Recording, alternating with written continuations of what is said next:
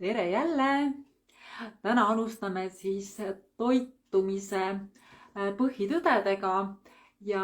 toitumine üldiselt on see asi, mis kui inimestel ajurveedat õpetada, siis toitumine on see, mis nagu kõige rohkem sellist uudishimu äratab ja kõige rohkem ütleme, et inimestel paneb silma särama, kõik tahavad kõige rohkem nagu toitumisest teada saada ja arvavad, et see toitumine on nüüd see, mis, kui sa täpselt õigeid asju sööd, et siis see toitumine on see, mis nagu kõige rohkem sind muudab. Noh, päris vale see nüüd ka ei ole, eks ju. Aga teisest küljest on see võib-olla ka natukene selline sellist müüt, aga jah, loomulikult on oluline see, mida sa suu pistad ja kuidas sa sööd ja millest toitud, aga tegelikult on veel olulisem see, et kuidas sa toitud, kuidas sa sööd. Et sellised söömise sellised põhi sellised kas reeglid, ma ei taha reeglid öelda, reegel on kuidagi midagi, mis väga piirab, aga sellised soovitused enda armastavaks söömiseks. Ja teine asi on see, et tegelikult kogu see päevarutiin ja see ajurveedalik päevakava ja see enesedistsipliin, millest me juba oleme rääkinud, et see on tegelikult ka väga-väga oluline ja see on see, mis seda toetab, seda toitumist, eks ju. Et ainult üksi sellest, et sa sööd korralikult ja valid hästi, mis sa sööd, et ainuüksi see ei ole see, mis sind nagu vananemisprotsessist ja haigustest ära hoiab, et tegelikult see on üks tervik. Ja oluline on ka kõike muud järgida peale toitumise, nii et selles mõttes ei maksa seda toitumist üle tähtsustada. Ja üks asi on veel, et selle toitumisega seoses ei maksaks hulluks minna ja väga-väga niimoodi näpuga järgi pidama hakata, et teisest küljest ei ole mõistlik ka nii-öelda toitumisest omale uut stressi tekitada, eks ju, et see kogu aeg on ju, vaatad ja jälgid, kus ja mida sa saad ja nii edasi, et see on nagu selles mõttes hästi oluline. Aga toidu tegemise või toidu söömise siis selline kõige olulisem selline moto või selline soovitus on see, et valmista oma toitu armastusega ja tunne sellist tänulikkust ja rõõmu sellest, mida sa sööd, eks ju. Et alati, eks ju, tuleb teha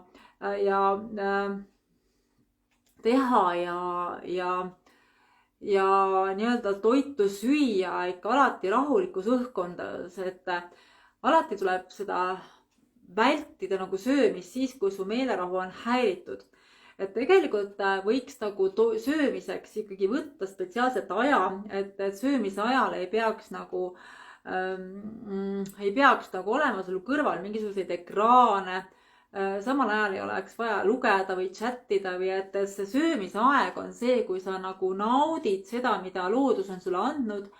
tänad seda loodust selle eest ja nagu võtad aja maha selleks, et endale nagu midagi väga head ja väga ilusat pakkuda. Et sellel ajal siis, kui sa sööd või ütleme, et ei ole ka hea, eks ju, arutada mingisuguseid väga selliseid olulisi võib-olla teemasid, et perekonnas samamoodi ei ole nagu mõtet teha mingisuguse söögi ajal mingit perekonna koosolekut ja laste käest hakata küsima siis, et kuidas sul nüüd siis täna koolis läks ja miks sa selle hinde nii halva said ja nii edasi, et sellest võib nagu tulla see, et lapsed ei taha enam pärast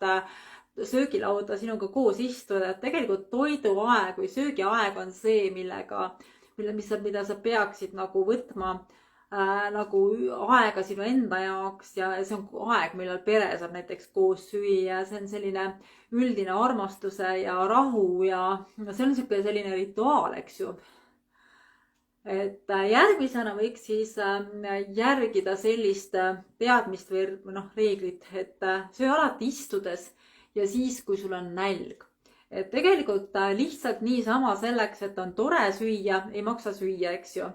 Või see, et laua peal on midagi väga maitsvat, et ma tahaks seda proovida, ei ole mõtet loovida. Et tegelikult ei ole mõtet oma seedesüsteemi ärritada sellega, eks ju. Et kui sa hakkad nii-öelda mõtlema selle peale, siis kuna me juba rääkisime sellest, et meil on päevas sellised kindlad sellised ajad, millal on miski energia nagu aktiivsem, siis ka meie kehas on teatavad protsessid, mida arvestada nagu tuleb, eks ju, et kui sa nagu pole veel tundnud või nii-öelda pole veel tajunud nii-öelda seda näljatunnet, eks ju, siis tegelikult sa ei peaks sööma. Sellepärast, et kui sul ei ole nälg, siis on see niimoodi, et su kehas või sinu soolestikus või ühesõnaga sinu soolestikus, sinu seedesüsteemis ei ole veel nii-öelda vana toit ei ole veel ära seedinud, eks ju. Et selle eelmise toidukorra toit ei ole veel ära seedinud ja ütleme, et tavaliselt läheb aega selleks vähemalt 2 tundi, et su eelmisel toidukorral söödud toit on ära seedinud juba, eks ju. Ja siin on selles mõttes hästi oluline nagu järgida seda, et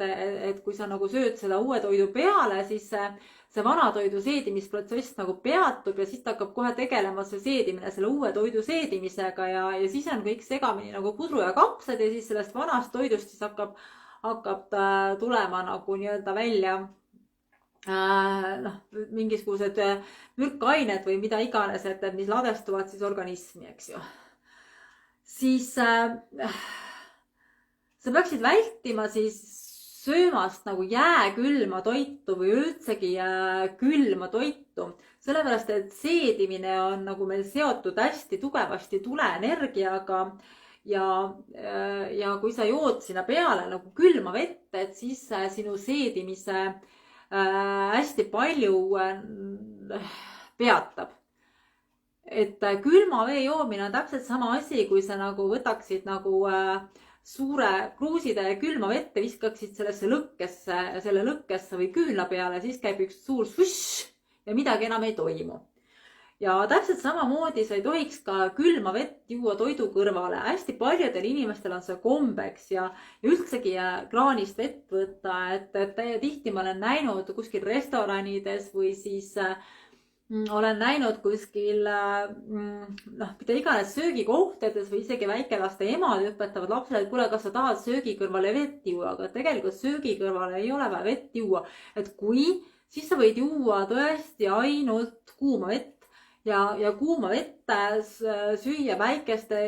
juua väikeste lonksudega, eks ju, et siis see kuum vesi on see, mis aitab natukene seedida sinule rohkem ja aitab nagu sellel toidul paremini ära seedida. Et selles mõttes ongi niimoodi, et iga külm vesi ja üldsegi külmad toidud ja ütleme magustoiduks ei tohiks kindlasti süüa jäätist, eks ju. Et see kustutab selle seedetule kohe ära ja siis see teeb eelnevalt seeditud toidu nagu hästi raskeks, eks ju. Ja vahetevahel väga harva võid, aga üldiselt peaks arvestama sellega, et umbes 80% sellest, kui sa sööd, sa ikkagi sööd nii-öelda natukene suhteliselt nagu nii-öelda reeglite päraselt, eks ju. Mis siis veel? Siis on selline oluline soovitus, et alati söö võimalikult värskelt toitu ja püüa vältida üles soojendatud toitu, eks ju. Miks see on oluline? See on oluline sellepärast, et kui sa teed värsket toitu, siis sellel värskel toidul on nii-öelda on olemas nii-öelda eluenergia, et ta on sellise värske ja väga sellise nagu rikkaliku energiaga, millest sina saad elamiseks energiat, eks ju. Kui sa oled juba selle toidu pannud külmutuskappi või eriti hull on, kui sa oled seda külmutanud, eks ju, siis see külma energia ja kõik see pimeda energia, et seda on sealt toidust päris raske kätte saada. Et tegelikult kõige parem oleks süüa värskelt tehtud toitu, selleks kõige parem, kui sa saaksid igal toidu korral teha omale uue toidu. Kui sa saaksid näiteks hommikul teha pudru omale, lõunaks mingi, ma ei tea, kas mingi pajaroa ja õhtuks supi või siis teine variant on, mida mina teen, et kuna mina elan ka enamus aega olen üksinda, siis päris raske on üksinda omal üheks korraks toitu teha, siis ma vahetevahel lihtsalt see ülessoojendamine on niimoodi, et sama päeva toitu veel okei kuidagi üles soojendada, aga väga hea ei ole ikkagi, et kui sa soojendad selle eelmise päeva toidu üles või veel mitu päeva hiljem oled selle sügavkülma pannud, et sa lihtsalt ma soovitan proovida, et tegelikult on pärast vana toitu või eelmise päeva toidu söömist päris raske olla, et seda energiat tegelikult ei ole. Aga noh, loomulikult me peame tegema enda elustiili juures parim, on ju. Et siis on veel üks selline oluline asi, et millest ma tahaks rääkida, et oluline on, et sa viiksid miinimumini siis toortoidu, et Ayurveda tarkuste järgi siis on soovitatav pigem tarbida küpsetatud ja keedetud toitu. Ja see on oluline siis, et sa seda toitu tõesti enne nagu nii-öelda tuleenergiaga rikastaksid, et siis on seda lihtsam meil seedida. Hästi palju tegelikult küsitakse ja räägitakse, oi, aga kui ma kõik toidu ära, siis on surnud toit. Tegelikult ei ole surnud toit, et sa ei tapa sellega mitte midagi ära. Aga tänapäeval ütleme niimoodi, et väga paljudel inimestel on ju seedimine on tegelikult paigast ära ja nad ei suuda, see seedimine ei toimi, ei tööta. Et meil tegelikult on tihtipeale kas mingid seedehäired, eks ju, siis see, kui sa sööd veel nii-öelda külma toitu ja sa ei ole seda toitu eelnevalt küpsetanud või keetnud, et siis tegelikult see seedeorganism ei suuda seda üldsegi nagu ära seedida, eks ju, seda toitu. Et selles mõttes tuleb olla väga ettevaatlik, et mina praktikuna puutun ikka väga palju selliste inimestega kokku, kellel tegelikult on seedimine tuksis ja ütleme niimoodi, et kõiksugused need toidutalumatused, need on kõik seotud seedimisega. Laktoositalumatus, siis gluteenitalumatus, need on tegelikult kõik seotud sellega, et meil on seedimine käest ära. Et seedimine on korrast ära ja keha lihtsalt ei suuda enam neid aineid seedida. Et sel juhul nagu ei ole mõtet mitte mingil juhul hakata veel mingite, ma ei tea, eriliste kombojahudest süüa tegema ja nii-öelda asendustooteid kasutama, vaid tegelikult tuleks hoopiski tegeleda sellega, et oma seedimist parandada ja üks selline oluline asi on ka see, et hakata toidu kõrvale näiteks kuuma vett jooma või siis hommikul ka kuuma vett juua ja vaadata, jälgida või tulla siis minu juurde kas või ka Ayurveda konsultatsioonile, kellel tõesti on suur probleem ja kes siit loengust ei saa mingisugust kasu või vajab veel toetust, eks ju. Siis see toortoit on jah tõesti see toores ja kõik, eriti see roheline toores, et seda on nagu tihti nagu raskem seedida ja igasugused tooreid juurvilju ja neid on raskem seedida kui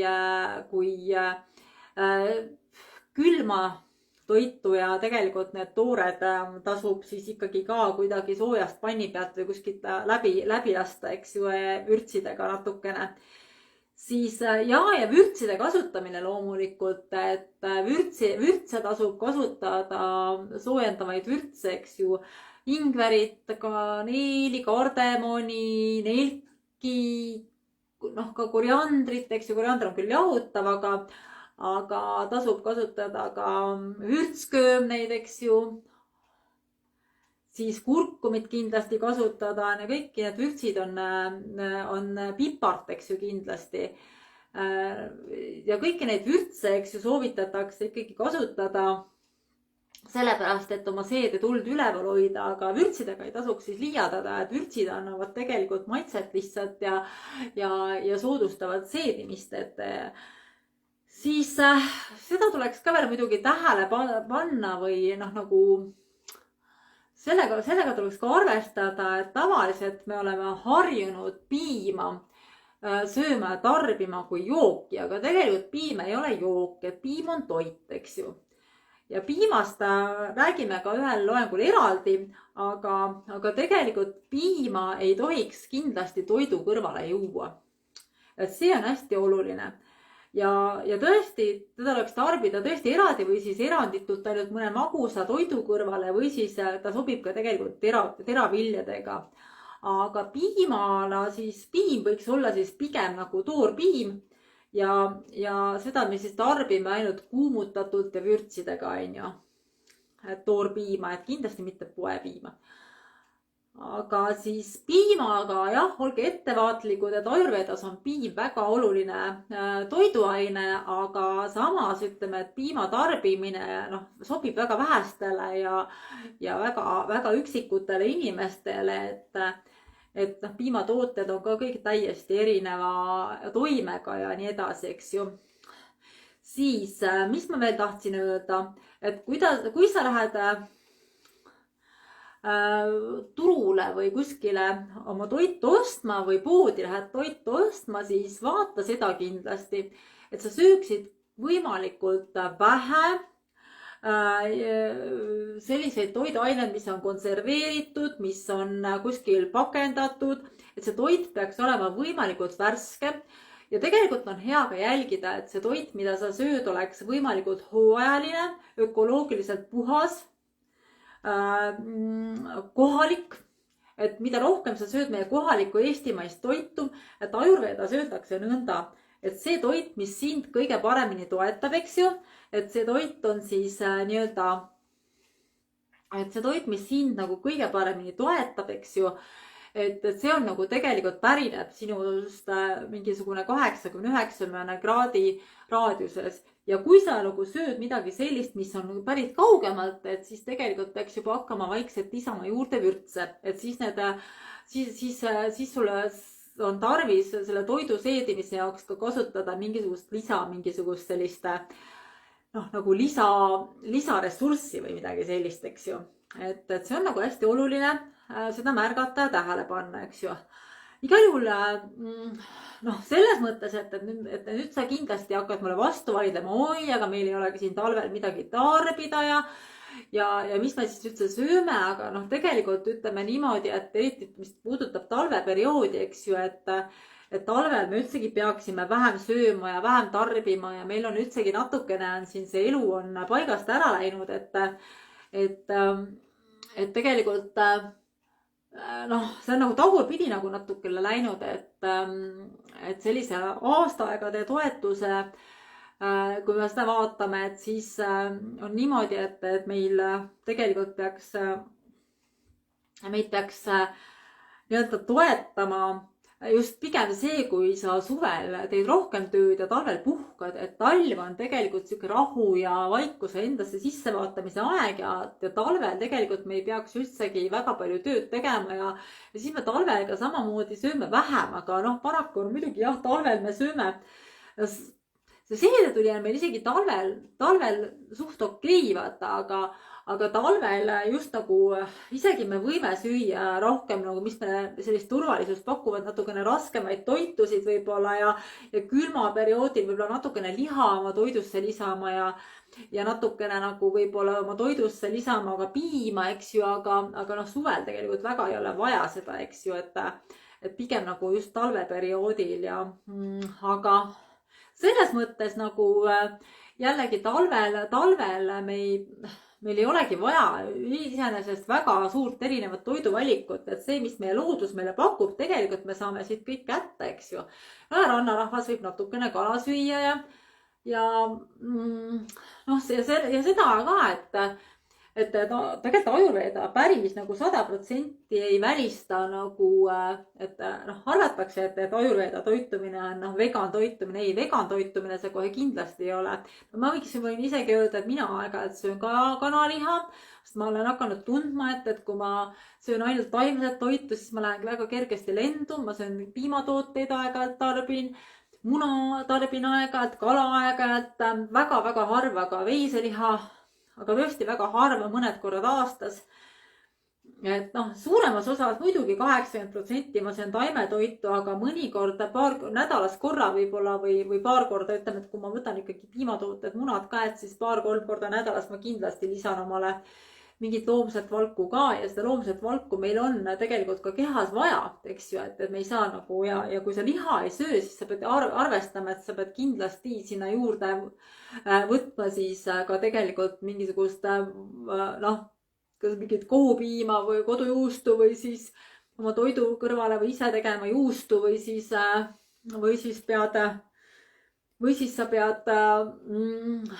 võtma kas vahepeal muna sööma või siis läätsesid, ubasid, midagi sellist, et mis sulle seda valgulist komponenti annavad, et samamoodi ka, sest et selle valgulise komponendi puudumine võib ka tekitada ärevust. Aga muidugi jällegi kindlasti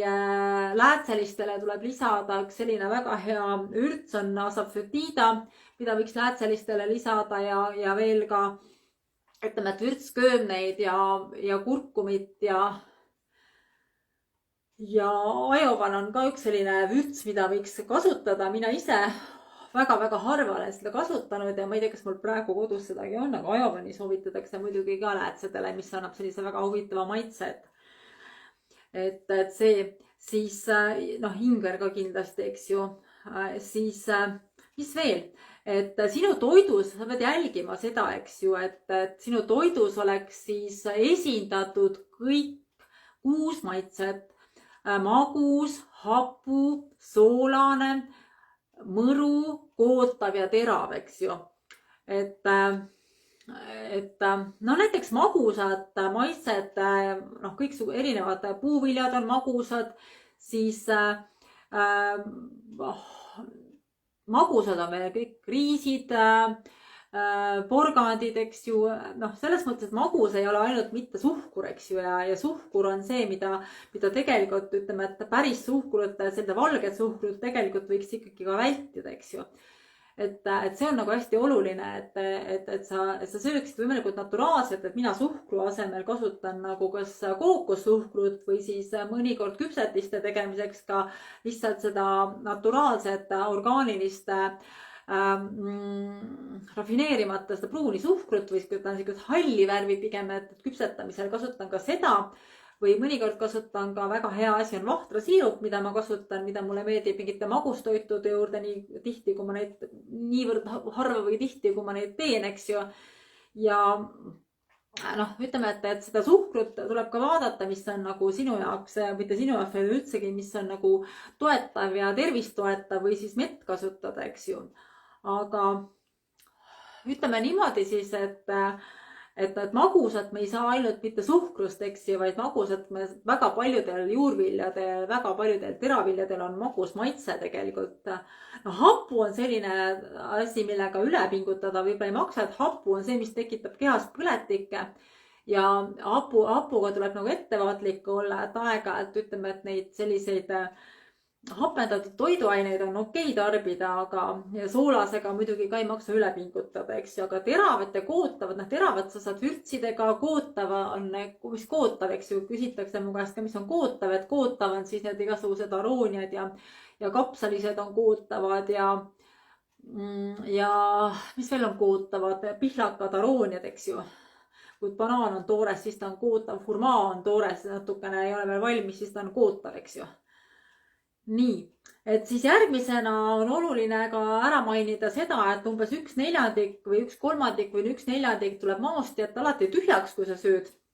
Et seedimist soodustada, et ei maksa alati magu täielikult täis pugida, et siis jääb natukene ruumi ka seedimiseks ja selleks siis sa saad rahulikult selle toidul lasta ära seedida. Ja peale sööki alati tasub, eks ju, peale sööki tasub alati mõned minutid istuda vaikselt ja nagu hetkel seda tunnetada, nautida, et mis su see keha nagu teeb ja kuidas ta tunneb ja kindlasti alati tunneta nagu seda peale sööki, kas see söök, mida sa täna sõid, et kas sul on pärast seda raske olla, kas see tekitab und sinus, kuidas sa ennast tunned, sellepärast et tegelikult see söök, mida sa sööd, ei peaks sind tegema nii uimaseks ja nii väsinuks, et sa ei jaksa enam pärast mitte midagi teha, eks ju. Et väga oluline on tegelikult see, et sa suudaksid peale sööki ka tööd teha, eks ju, et sa kohe tahaks magama minna või sul on nagu väsimus ja sul on jaks otsas. Et selline ajurvedalik toit võiks olla selline, mis teeb sinu olemise kergeks ja aitab sul kergena edasi minna. Siis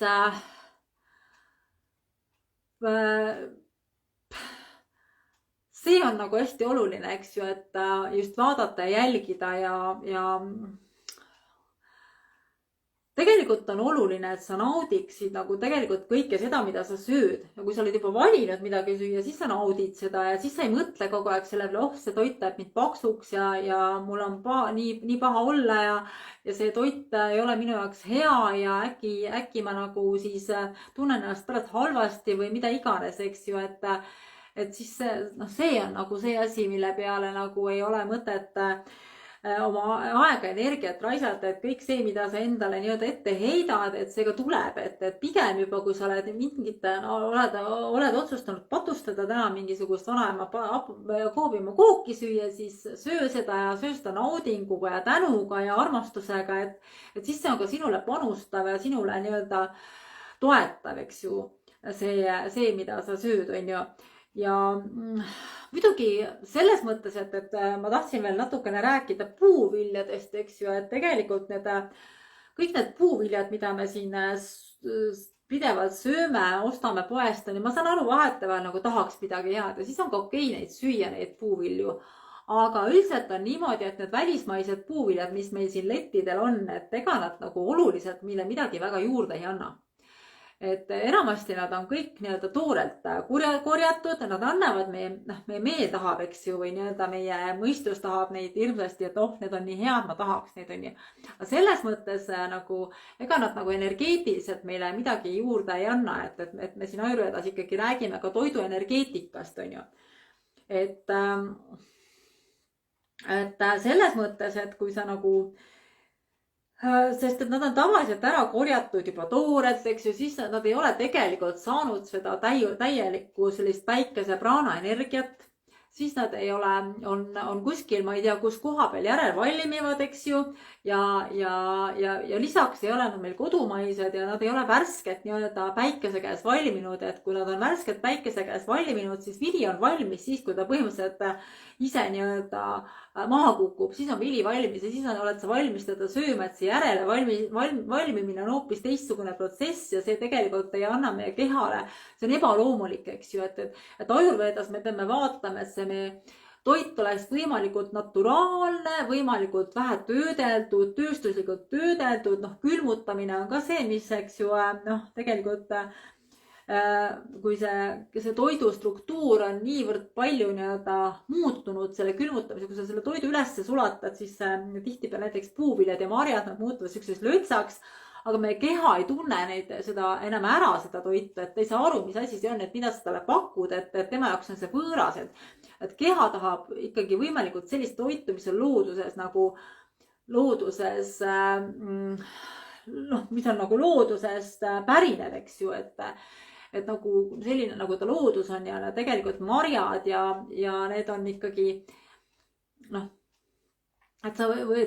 teine asi on see kuumutamine selles mõttes, et kuumutada veel, et sa siis nii-öelda küllastada selle tuleenergia, aga külmutamine, kui sa teda veel jahutad, siis see jahutab su keha ka maha, mis võib sulle ka tekitada nii-öelda stressi ja siis ka seedimise peatamist, et see külma energiat on lihtsalt väga raske sealt kätte saada. Et muidugi vahetevahel aeg-ajalt ma ise ka kasutan talvel koogi peale, panen tõesti külmutatud kirsse, aga ütleme niimoodi, et nagu siin alguses kunagi, kui need sügavkülmad said hästi populaarseks, siis minu kodus kahjuks enam sügavkülma või õnneks enam ei ole. Et ainult see väike kamber ja aeg-ajalt vahest ma midagi sinna panen, aga väga-väga harva ja ma luban endale siis vahest arvased ainult. Aga ütleme niimoodi siis, et 80% ulatuses võiks ikkagi neid Ayurveda reegleid järgida ja oluline on siis see, et kui sa nagu mingi päeva nii-öelda mingil ajal eksid, siis et sa kiiresti tuleksid jälle selle teadliku tegutsemise juurde nii-öelda tagasi, eks ju. Tegelikult, ja üks asi, mis mul jäi veel ütlemata, mesi, eks ju, et mesi ei sobi ka